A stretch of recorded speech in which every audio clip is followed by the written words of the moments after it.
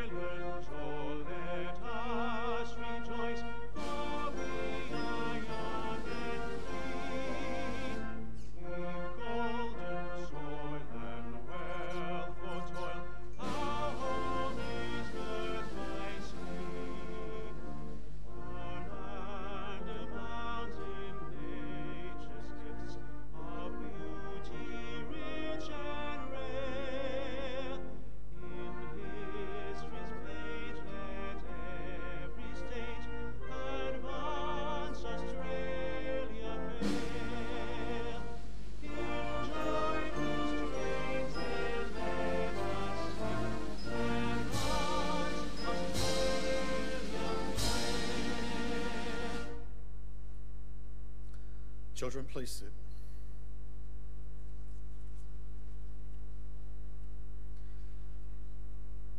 The Australian War Memorial was the vision of Charles Bean, Australia's First World War official historian. Bean landed with the Australian troops on Gallipoli and stayed with them at the front through to the end of the war. The idea of this national memorial and museum came to him at Pozières, France, in the depths of the bloody fighting of 1916. Bean's idea was that this would be a place where families and friends could mourn their loved ones buried in faraway places. It would also be a place that could help all Australians understand what these men and women had endured and what they had done for us. Bean's vision, to which we remain true, is best expressed as inscribed in the entrance to the memorial's galleries. Here is their spirit in the heart of the land they loved, and here we guard the record which they themselves made. Tonight, we will read the story behind just one of those on the Roll of Honour, which lists the names of more than 102,000 men and women who have given their lives for us in war and operations for more than a century. But first, we present a lament, Flowers of the Forest. Wreaths or floral tributes will now be laid at the base of the Pool of Reflection.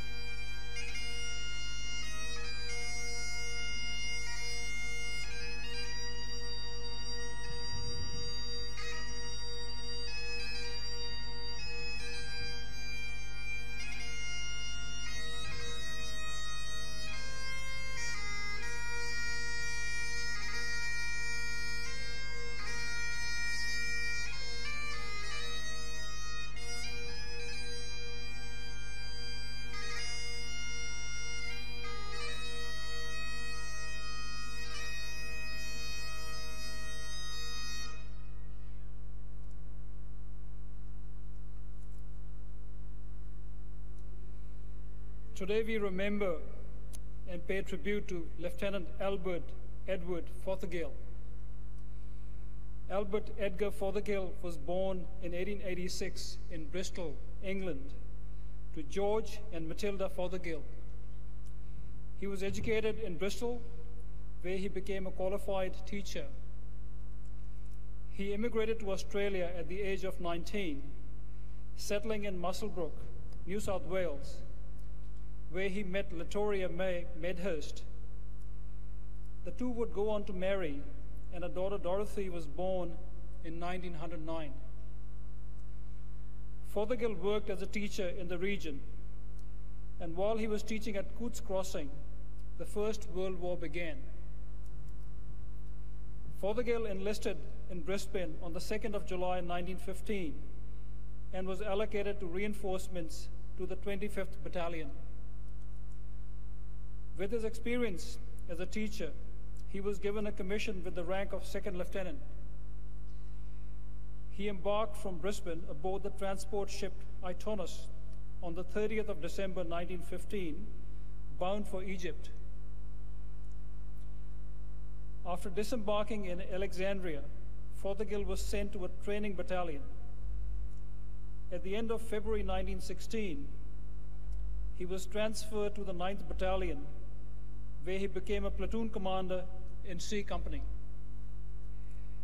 The battalion sailed for France at the end of March, and by the 19th of April was in reserve billets near Rue Debout, 1 mile behind the front line near Emmentir.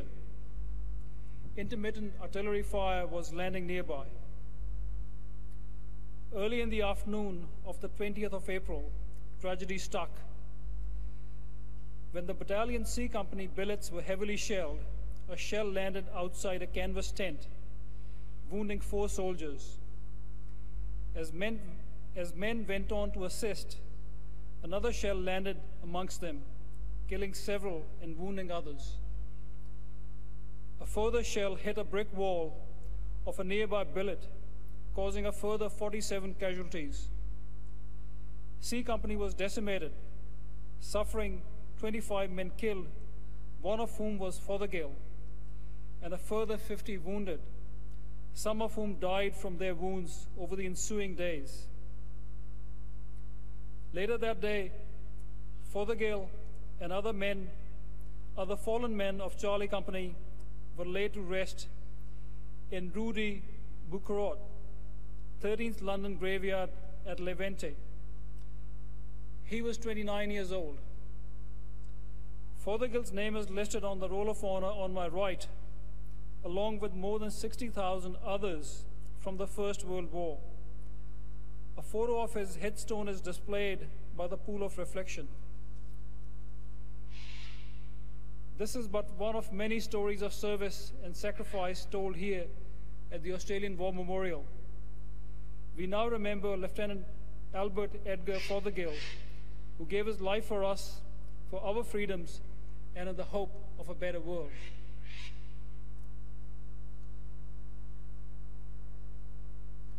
Please stand for the ode and the sounding of the last post.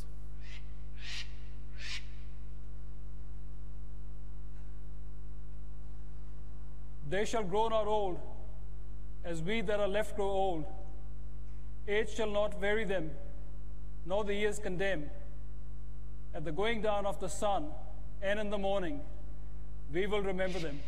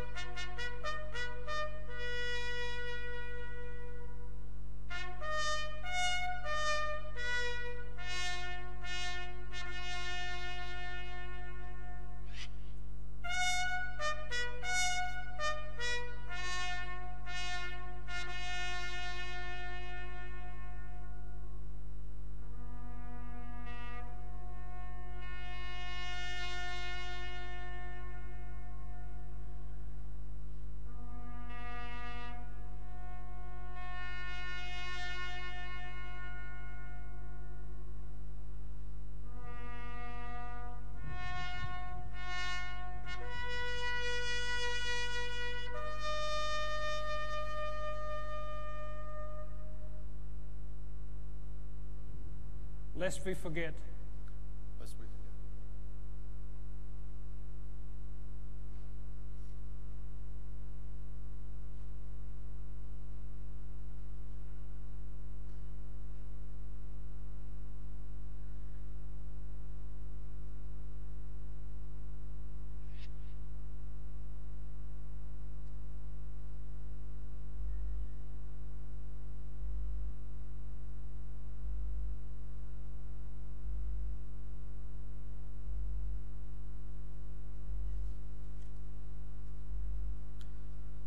We leave you this evening with the words of the memorial's founder, Charles Bean. Many a man lying out there at Poziere or in the low scrub at Gallipoli, with his poor, tired senses barely working through the fever of his brain, has thought in his last moments, well, it's over. But in Australia, they will be proud of this. Ladies and gentlemen, that concludes the last post ceremony. Thank you for visiting the Australian War Memorial, and we wish you a good evening.